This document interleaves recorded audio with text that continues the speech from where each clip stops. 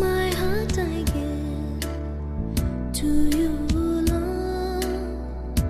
You're much more than anything in this world. Nothing compares to you, Lord. You're the King of kings and Lord of all lords. Jesus, you're my love, my strength. My heart longs for a friend like you. Jesus, you're my love, my strength. My heart longs for a friend like you. My heart I give to you, Lord. You're much more than anything in this world. Nothing compares to you, Lord. You're the King of kings and Lord of all lords.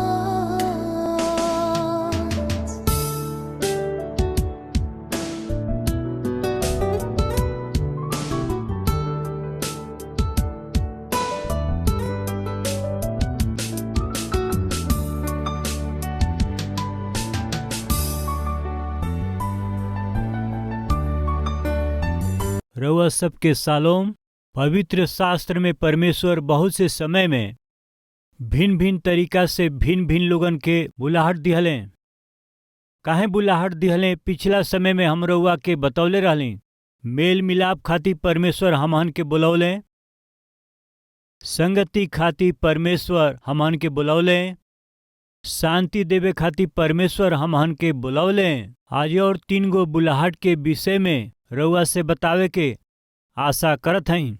आई जे Bible खोली जा Asia के किताब 55 अध्याय ओकर 2 वचन। Asia के किताब 55 अध्याय और ओकरा शुरू के 2 वचन। परमेश्वर बुलाहट देत हवे। काहे देत हवे? समृद्धि के देवे खातिर के। शुरुआत के 2 वचन।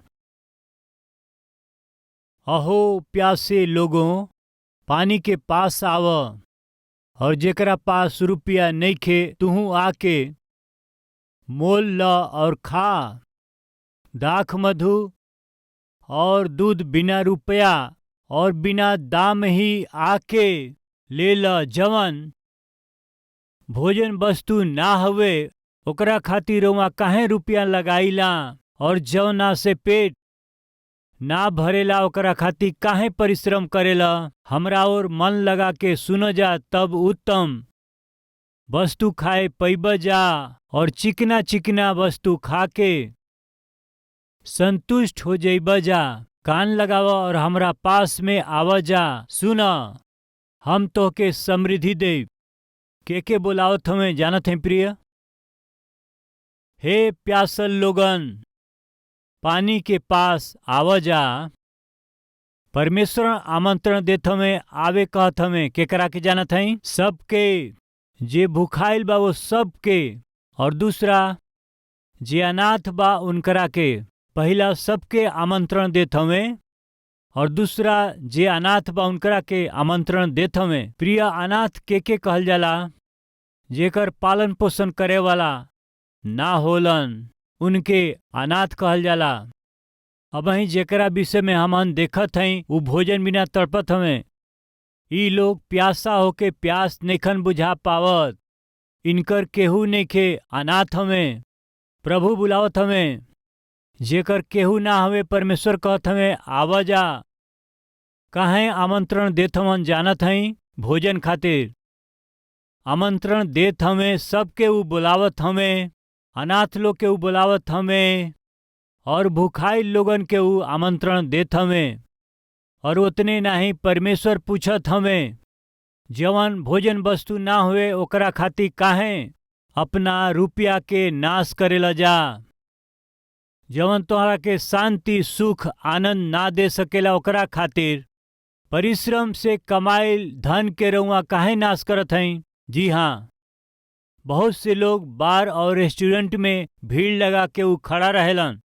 ऊ अपना मेहनत के कमाई के शराब के बोतल खाती, विक्सी खाती, दारू खाती बर्बाद करत हमें।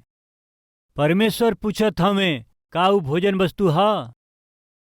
परमेश्वर पूछला का उससे तंदुरुस्ती तोके मिलेला?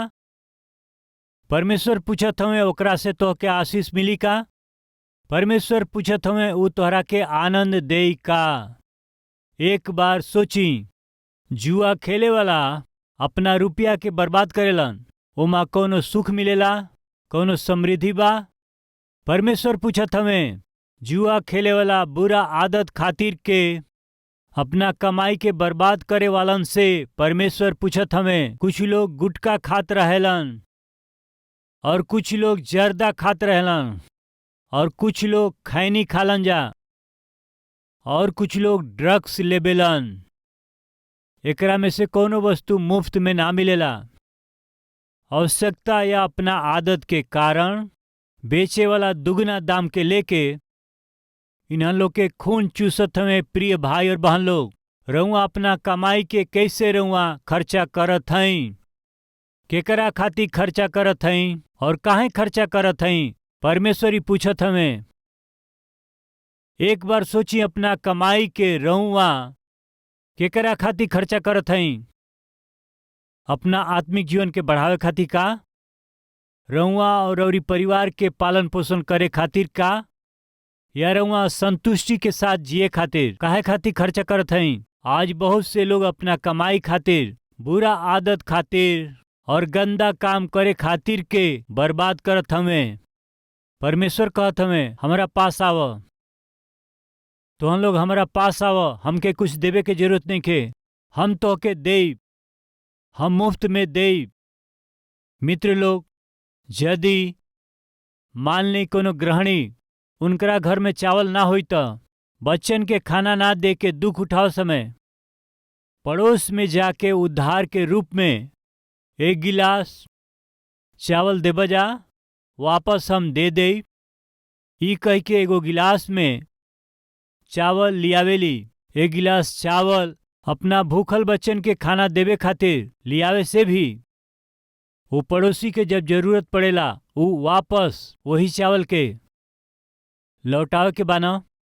बदले में कौनो वस्तु ले ले होखे, वो चावल हो सकेला, तेल या फिर दाल हो सकेला, या फिर पैसा हो सकेला। पड़ोसी रउआ के देत हमें तो जान ले कि उनके भरोसा बा कि एक दिन रउआ वापस कर दे। भाई बहन हो सकेलन, यदि अचानक रउआ के 50,000 रुपया जरूरत पड़े तो भाई बहन में से केहू मदद करेलन जाता।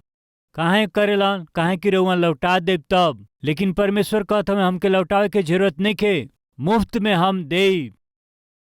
जी हाँ, परमेश्वर ये दुनिया में आदमी खातिर के जवन बहुत जरूरी बा ओकरा के मुफ्त में देवे कहत हमें। का मनुष्य के जरूरत? हर एक मनुष्य के चाही शांति, हर एक मनुष्य के चाही आनंद। आज दुनिया में चाहे केहू कितनो धनवान होखे निर्धन होखे, काहे खातिर जियत हमें, काहे खातिर परिश्रम करत हमें और काहे खातिर संघर्ष करत हमें जानत हई? आनंद खातिर। आनंद ना भइला के कारण, ना मिलला के कारण दुख उठावत हमें। प्रियो, एगो राजा के जीवन में आनंद ना रहला के कारण नींद ना आवत रहे। ओकरा खातिर कोनो उपाय बा का? कोनो दवाई बा का? पूछला से उनकरा पास रहे वाला ज्ञानी लोग उपाय दिले। राजा रउआ के आनंद चाहिए तो ओकर एक ही रास्ता है। का है? कहला से आनंदित रहे वाला व्यक्ति के शर्ट रउआ पहन ले, सलाह दिले। ठीक बा, हमनी के देश में रहे वाला जे आनंदित बा ओकर शर्ट लिया के हमरा के दो जा। राजभवन में रहे वाला कुछ सैनिक जाके देश में रहे वाला आनंदित व्यक्ति के खोजला से केहू ना मिलल। हर एक के मुंह ऊपर से खुश रहले बाकी भीतर से दुखी रहले। ऊपर से खुश दिखाई देते रहले बाकी भीतर से तो समस्या रहल। प्रियो, अंत में एगो आदमी मिललन जो बहुत खुश रहले। उनके देख के सिपाही खुश भइले। चलो कोनो बात नहीं खे, पूरा देश में परिश्रम से घूम ली जा। ऊ सोचले कि जायद कम से कम एगो व्यक्ति आनंदित मिलल बाड़े। उनके देख के उनकरा पास आके, सुन भाई, तू इतना खुश बाड़ा, आनंदित बाड़ा, तोहरे जैसे आनंदित रहे वाला के शर्ट हमरा राजा के चाही। एगो अच्छा शर्ट द भाई, कह के उनकरा से मंगला से ऊ कहले हमरा पास शर्ट नहीं खे। देखे के बाद देख ल, सच में ऊ शर्ट ना पहनले रहले। बाकी का रहे जानत है रोवा, उनकरा दिल में आनंद रहे। यानी अर्थ जानत है, आदमी के जौन आनंद चाही हमहन के पहने वाला कपड़ा में ना हुए। आज आदमी सोचता तरह तरह के कपड़ा पहनला से, सुंदर कपड़ा पहनला से, आकर्षित कपड़ा पहनला से ऊ कपड़ा उनके आनंद दे। महंगा कपड़ा पहनला के कोशिश करत हमें, दूसरा के दिखावे खातिर ऊ महंगा कपड़ा के पहनत हमें। का उनकरा में आनंद बा कहे के? महंगा गाड़ी के ऊ लोग खरीदत हमें, ओमा आनंद बा का कहे के? महंगा घर में रहे के कोशिश करत हवन, महंगा वस्तु के खरीदे के कोशिश करत हमें। हम पूछत हई, वस्तु में, वाहन में, कपड़ा में आनंद मिल सकेला का? एक बार सोची। आनंद सोचला से ही धोखा हुए। बहुत से समय में बहुत से लोग, मुख्य रूप से सेलिब्रिटी, संसार में कोनो देश होखे, बहुत फेमस हीरो हीरोइन हो सकेलन, वैसे ही खिलाड़ी हो सकेलन, गायक हो सकेलन, धनवान हो सकेलन। बहुत से विषय में जवन लोग आत्महत्या कइल जानत हई जा। सावधानी से देखला से का सुंदरता ना रहे, संपत्ति ना रहे, कपड़ा ना रहे। एलिजाबेथ नाम के हीरोइन के पास इतना कपड़ा रहल कि संसार में केहू के पास ना रहल। उनकरा पास जितना चप्पल रहे उतना केहू के पास ना रहल। उनकरा पास जितना सोना रहे उतना केहू के पास ना रहल। उनकरा पास आवश्यकता के गाड़ी रहल, वस्तु रहे और सब कुछ रहे, बाकी आनंद जीवन चाहत रहे ओकरा के ना मिलल। उ सोचले रहली प्रिय, यही सब चीज में आनंद बा। आज बहुत से लोग सोचत हमें और एकरा खातिर परिश्रम करत हमें, ओके बढ़ावे खातिर ऊ बहुत कोशिश करत हवन, बाकी आनंद खातिर दुख उठावत हमें। ऊ आनंद और शांति कहवा मिली? ऊ खाली हमहन के प्रभु यीशु मसीह के पास ही मिली। काहे कि हम फिर से कहते हैं, मनुष्य के जवन कुछ भी चाही बाजार में, सुपर मार्केट में मिल जाई, बाकी सबसे बहुमूल्य हुए आनंद, सुख, शांति और समृद्धि ई रउआ के कोनो सुपर मार्केट में ना मिली। रउआ के ई पहुंचाए वाला और देवे वाला केहू ना। ई खाली हमनी के परमेश्वर से ही मिल सकेला। यही से हमहन के उनकरा पास जाए के चाही। प्रिय, आनंद खातिर बहुत से लोग नाइट क्लब में जाला, वहां फ्री में एंट्री ना मिलेला। आनंद खातिर कुछ लोग बेसिया लोग के पास में जालन, फ्री एंट्री ना हो। क्षणिक आनंद खातिर लोग परिश्रम करत हवन जा, कोशिश करत हवन, बाकी उनके मुफ्त में ना मिलेला। बाकी परमेश्वर कहत हवन, जवन हम शांति देव, जवन हम आनंद देव और जवन समृद्धि देव, स्वर्ग के सौभाग्य और उद्धार मुफ्त में देव। I will give you for free. का कहत हमें जानत हई? आवा, कम बुलावत हमें जेकरा पास पैसा भी नहीं खे, दाम दिहला बिना ही दाख, मधु और दूध के मोल ल। जवन भोजन वस्तु नहीं खे ओकरा खातिर काहे तू रुपया लगावेला? और जेकरा से पेट ना भरेला ओकरा खातिर परिश्रम काहे करेला? हमरा और मन लगा के सुन जा, तब उत्तम वस्तु खाए पैब जा, और चिकना चिकना वस्तु खा करके संतुष्ट हो जैब जा। कान लगाव जा, हमारा बात के सुन जा। सुनत हैं प्रिय भाई और बहन लोग, आनंद मिली ई सोच के रहुआ अपना धन के खर्चा करे जात हैं आनंद खातिर के।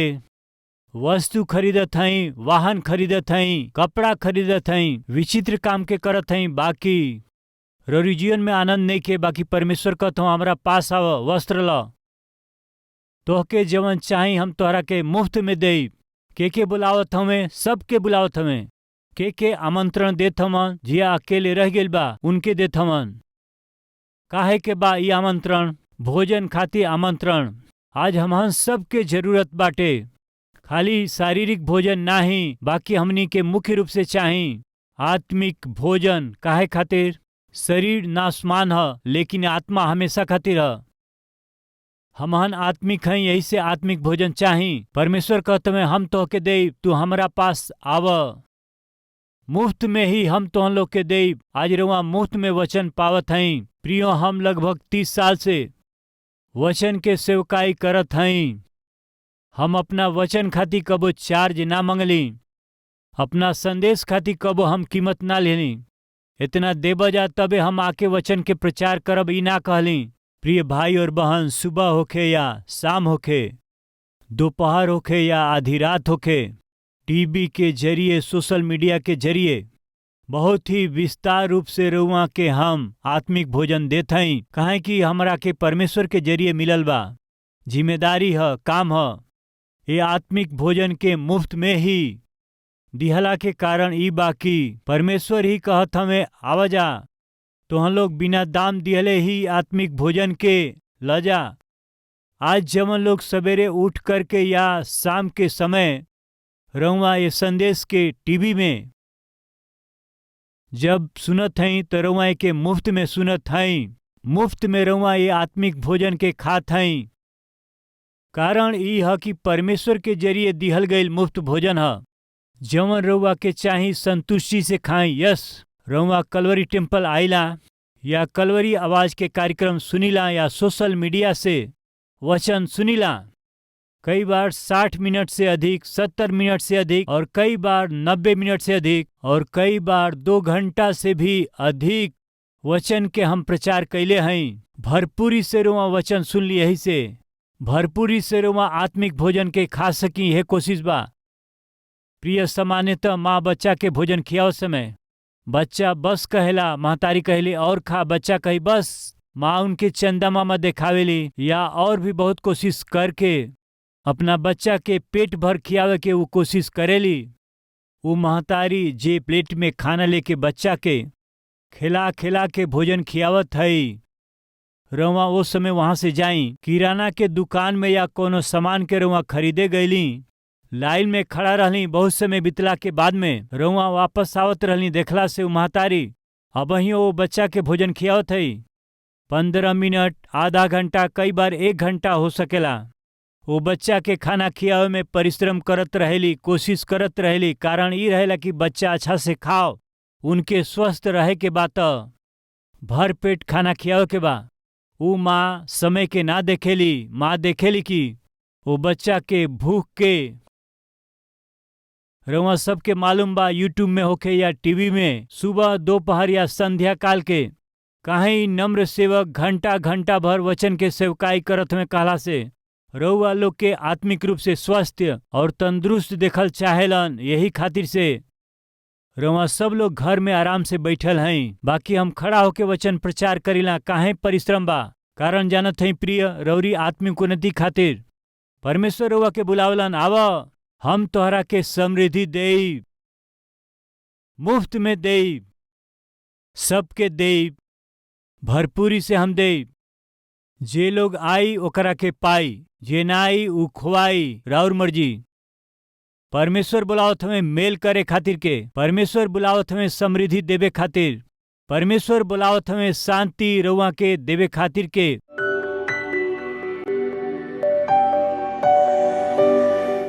महान पवित्र प्रेमी पिता परमेश्वर सीधा और साफ रउआ बात कैले हैं। बहुत से विषय में, बहुत समय, बहुत से लोगन खातिर रउआ आमंत्रण दिहली, बुलौली, बुलाहट दिहली। कब कब के बुलौली और बुलाहट के दिहली, आमंत्रण देले हैं। बहुत ही सीधा और साफ हमन के बतावे खातिर और धन्यवाद करत हई। हे पिता, रउआ हर एक जना के बुलावत हई। पिता जे भुखाइल ह, जे प्यासल बाटे और जमन लोग अकेला हो गइल बा, जे बीमार बाटे, वो सब के आमंत्रण देत हई, आवजा समृद्धि के पाल जा। जे के बुलाहट दिहली, जे बुलाहट के पौले बा, उमें से हर एक के पिताजी आज से रौरी आमंत्रण के पा करके रौरी इच्छा के अनुसार जी सके अनुग्रह करी। हमहन के काम के, हमनी के कोशिश के और यात्रा के रुआ आशीष दें। पिता हमहन के देश के हर एक राज्य के रुआ हर प्रकार के विपत्ति से और संकट से रक्षा करके सुरक्षा दें। कलीसिया जागृत हो सके और हर एक विश्वासी जन आत्मा और सच्चाई से आराधना कर सके, मदद करी। यीशु के नाम से मांगत हैं पिताजी, आमीन।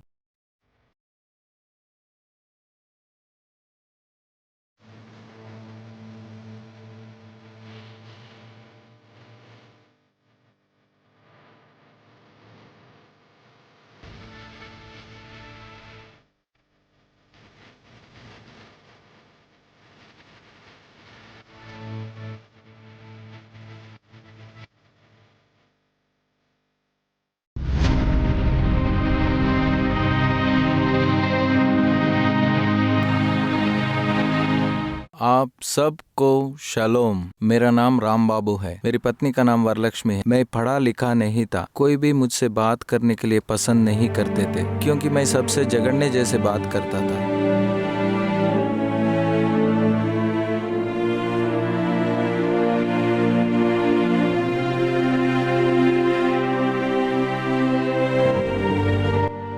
मेरे गुस्से और मूर्खतापूर्वक व्यवहार के कारण मैंने बहुत कुछ खो दिया था। मैं परमेश्वर को छोड़कर संसार के अनुसार जीता था। मैं चर्च को बहुत मुश्किल से जाता था। भेंट क्यों देना है, दशमांश क्यों देना है, ऐसे में 10 रुपया भेंट देता था और मैं मुर्गों को लड़ाकर उन पर पैसे लगाता था। ऐसे मैं अपने समय और पैसे को बर्बाद किया। मेरी पत्नी हर समय मुझे आप परमेश्वर से दूर रहते हो ऐसे कहती थी। वो चाहे कितना भी मुझे कहे, मैं सुनने जैसे करता था और वापस वैसे ही करता था।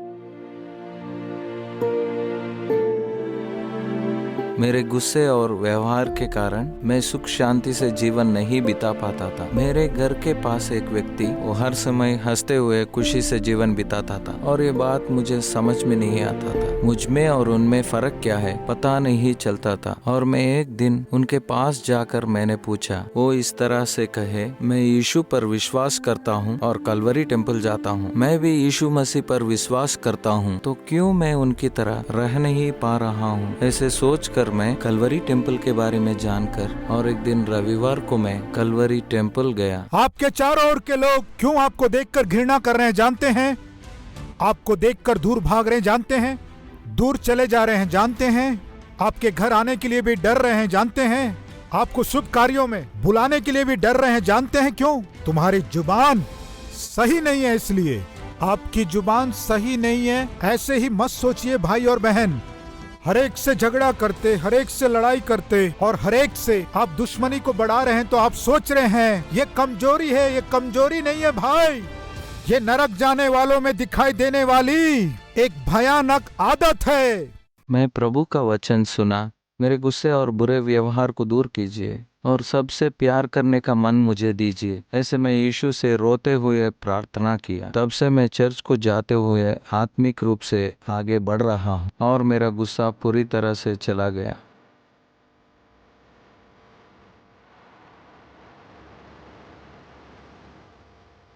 जब मैं परमेश्वर के करीब जीवन जी रहा था, ये देखकर मेरे पत्नी बहुत खुश हुई। अब मैं किसी चीज पर पैसे नहीं लगा रहा हूँ। मैं पैसे और समय का अच्छी तरह से उपयोग कर रहा हूँ। पहले मेरे पास चाहे बहुत पैसे हो, मैं प्रभु को सिर्फ 10 रुपए भेंट देता था, लेकिन अब मैं कलवरी टेम्पल जाते हुए भेंट के महत्व को मैं जान रहा हूँ। जब मैं प्रभु को भेंट दे रहा हूँ, प्रभु मुझे आशीष दे रहे हैं। मैं हर दिन सुबह 5 बजे उठता हूँ, प्रभु के उपस्थिति में घुटने टेकता हूँ और मैं अपने कामों को शुरू करता हूँ। प्रभु मुझे मेहनत करने की शक्ति दिए और मेरे कामों को प्रभु आशीष दिए।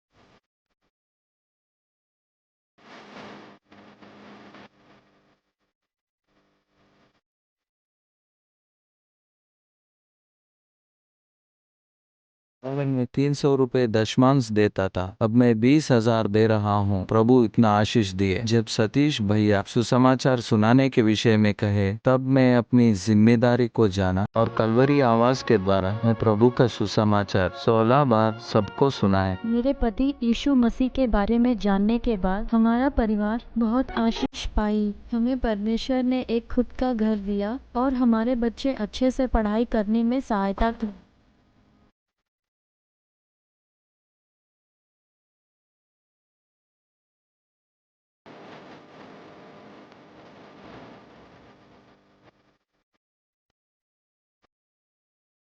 हम इतनी खुशी से हैं तो उसका कारण यीशु मसीह है। आज हम यीशु की कृपा से अच्छे से जीवन बिता रहे हैं। सतीश जी को हमारा धन्यवाद। यीशु को सारी महिमा मिले। प्रभु में अति प्रिय भाई और बहन, रउआ सबके सलाम। रउआ अच्छा है। कलवरी आवाज 2003 में शुरुआत भइल और आज 2023 के 20 बरिस हो चुकल बा। प्रिय रउआ ये टीवी प्रोग्राम से प्रेम कैली, प्रोत्साहित कैली, प्रार्थना कैली और उतने नहीं अपना भेंट के जरिए रउआ सब मदद कैली। यही से हम रउआ सबके पूरा दिल से धन्यवाद करत हई। आज एक कार्यक्रम के जरिए हजारों और करोड़ों लोगों तक जीवित परमेश्वर के अद्भुत सुसमाचार के पहुंचावे खातिर रउरी जरिए कैल गई मदद खातिर हम दिल से धन्यवाद देते हैं। और यही समय हमनी कही कलवरी आवाज के कार्यक्रम भोजपुरी में ही ना, भारत देश में बोले वाली हर एक मुख्य भाषा में प्रभु यीशु मसीह के सुसमाचार के हम पहुंचा सकें परिश्रम करत हैं। वैसे ही हर महीना लगभग 650 टीवी कार्यक्रम के प्रसारित करत हैं। जा बोझ से भरल इस सेवकाई आगे जाए के बात निश्चित रूप से राउर सहायता, प्रार्थना और सहयोग बहुत जरूरी बा। एगो कार्यक्रम के प्रसारण खातिर अनेक चैनल के माध्यम से 20,000, 30,000, 40,000, 50,000 तक एगो कार्यक्रम खातिर खर्चा करे के पड़ेला।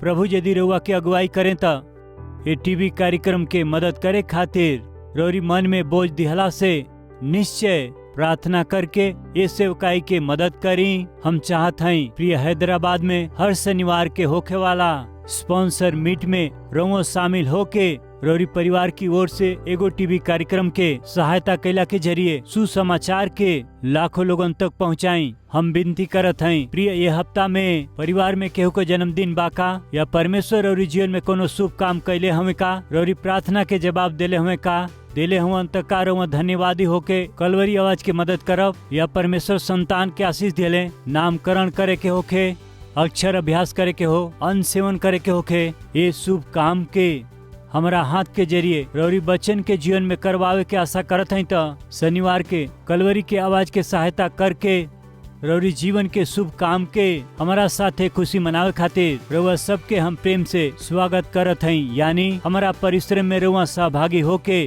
अपना खुशी के बांटी, रउरी खुशी में हम सहभागी होके रउरी खुशी के पूरा करे के बा। दिल से चाहत हम ये अद्भुत परमेश्वर के सुसमाचार के संसार के पहुंचावे के प्रक्रिया में रउरी प्रार्थना और उत्साह के चाहत हम प्रभु में राउर प्रिय सतीश कुमार।